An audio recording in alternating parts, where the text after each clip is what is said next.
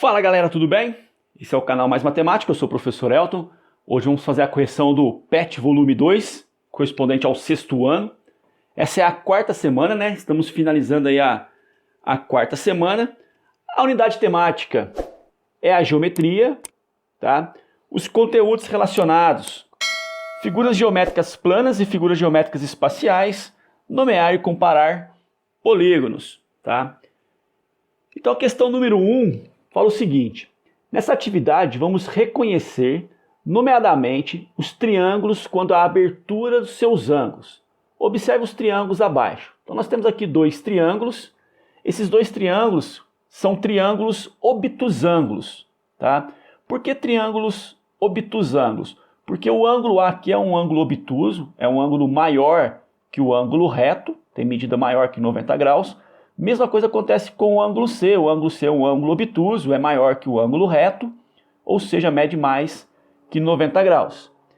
Já esses dois triângulos são chamados de triângulos retângulos, né? O ângulo E e o ângulo H são ângulos com medidas iguais a 90 graus, ou seja, é o chamado ângulo reto.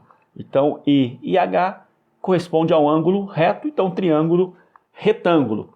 E aqui nós temos dois triângulos acutângulos, ou seja, os três ângulos internos são ângulos menores que 90 graus, ou seja, são ângulos agudos, tá? Então esses dois triângulos recebem o nome de triângulos acutângulos. Essa é a classificação dos triângulos quanto aos ângulos, tá? As medidas dos ângulos caracterizam cada tipo de triângulo. Então é uma classificação de acordo com a medida dos ângulos. Também tem a classificação de acordo com a medida dos lados, né? Que é o triângulo equilátero, o triângulo isósceles e o triângulo escaleno. Não é a posição nem a área, mas é a medida dos ângulos o que importa na classificação quanto aos ângulos. Então esses triângulos são diferentes, né? Esses dois são diferentes, mas os dois são triângulos obtusângulos porque têm ângulos maiores que 90 graus. Esses dois triângulos também são diferentes, porém os dois são triângulos retângulos, porque os dois possuem um ângulo reto.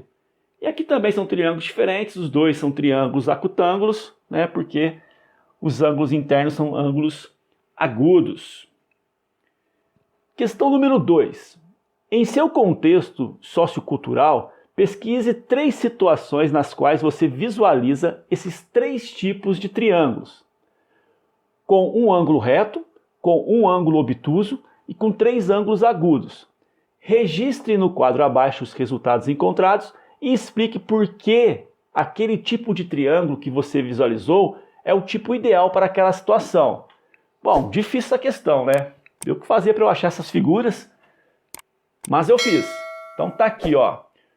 O primeiro é uma escada de abrir, ela tem 3 ângulos agudos.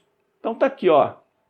Eu tenho uma escada de abrir, ela tem 3 ângulos agudos, os 2 ângulos que se encontram com o chão são menores que 90, aqui em cima também tem um ângulo agudo, então a escada de abrir ela tem 3 ângulos agudos. Qual foi a justificativa para ela ter esses 3 ângulos agudos? Eu pensei o seguinte: aqui embaixo sempre vai ser menor que 90, e quanto menor o ângulo de cima, mais alto vai ficar a escada, né? Imagina se eu for aumentando essa abertura.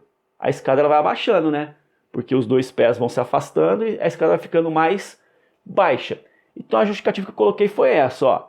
Os ângulos formados com o chão são ângulos agudos, né? E quanto menor o ângulo formado em cima, mais alto ficará a escada. Beleza? Então essa foi a justificativa que eu encontrei. Depois eu coloquei uma prateleira. Numa prateleira tem um ângulo reto. Tá aqui a minha prateleira. De fato aqui tem um ângulo reto. Por que tem que ser reto? Porque se ele fosse um ângulo agudo, o objeto que eu fosse colocar nela ia ficar sempre no fundo.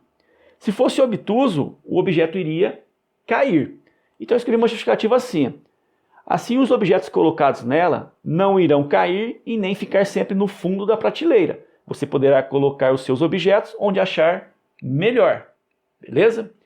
E para finalizar, eu coloquei que o telhado tem um ângulo obtuso. Então coloquei essa imagem aqui, ó. O telhado aqui formou um ângulo obtuso. Aí seria bem parecido com a justificativa da escada, né? Eu preciso que ele seja um ângulo obtuso para o triângulo ficar baixo. Porque se eu fechar esse ângulo, o telhado vai ficar muito alto, né? Imagina, ó, um telhado desse jeito. O telhado ia ficar muito alto e o gasto com o material seria elevado. Então eu coloquei assim.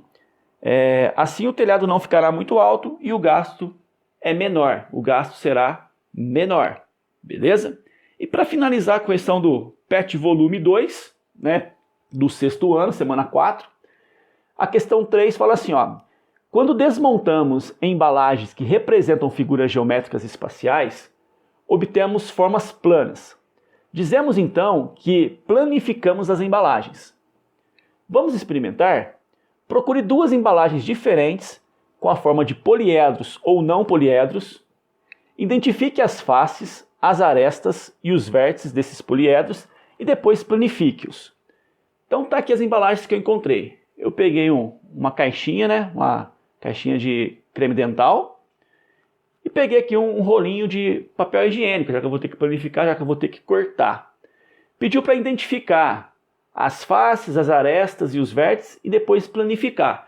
Vou planificar primeiro, depois eu vou identificar, tá? Então a planificação aqui da minha caixinha ficou desse jeito. E a planificação do rolinho de papel higiênico ficou desse jeito. Vamos aqui agora localizar então as faces, arestas e vértices. Então vamos fazer o seguinte, olha só. Vou pegar aqui, ó. O que seria a face da caixinha? A face seria isso aqui, ó. Esse retângulo, eu posso falar que é uma face. Beleza? Passou um pouquinho ali, né? Deixa eu ver se consigo apagar.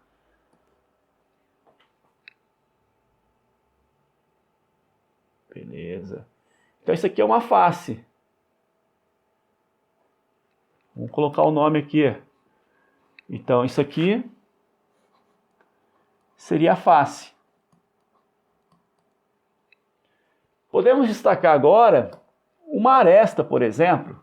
Tá? A aresta poderia ser isso aqui, ó.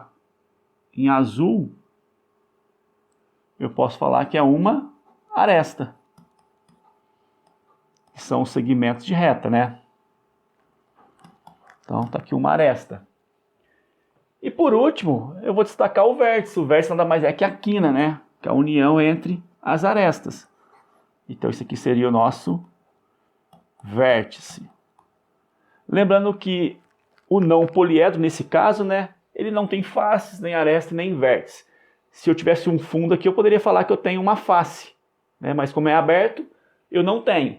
Né? Se fosse um copo, eu teria ali uma parte que seria uma face, que seria um círculo. Né? Mas não tem vértice e nem aresta nesse caso. Beleza? E para finalizar então, né, a questão número 3... No quadro abaixo, faça um desenho dos sólidos geométricos encontrados, escreva uma descrição com as características de cada um, se é poliedro ou corpo redondo, quantas faces, arestas e vértices, e depois escreva um texto explicando as diferenças entre eles. Então, eu tinha encontrado uma caixinha, né, um creme dental, tá aqui eu fiz o desenho, né, seria um paralelepípedo.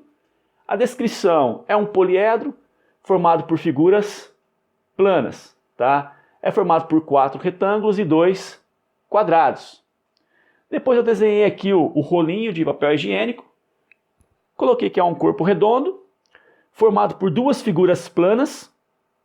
No caso, o círculo, né? Que seria a parte de baixo e a parte de cima. E uma parte arredondada, que seria a parte lateral. Diferença entre elas. O corpo redondo, por ter uma parte arredondada, pode rolar, no caso girar em uma superfície plana, e o poliedro não pode, tá? Aqui pediu para colocar também, né, faces, arestas e vértices. No caso aqui nós temos 6 faces. Os vértices são as quinas, né? Do lado de cá tem 4, do outro lado também tem 4. Então tem 8. E as arestas são as linhas, só contar aí, vai dar 12. Beleza, gente? Assim a gente encerra a correção do PET volume 2 do sexto ano. Essa foi a semana 4. Espero que vocês tenham curtido aí a correção, tá? E se tiver o PET 3, vamos efetuar a correção também, tá? Grande abraço aí, bom estudo ao longo da semana.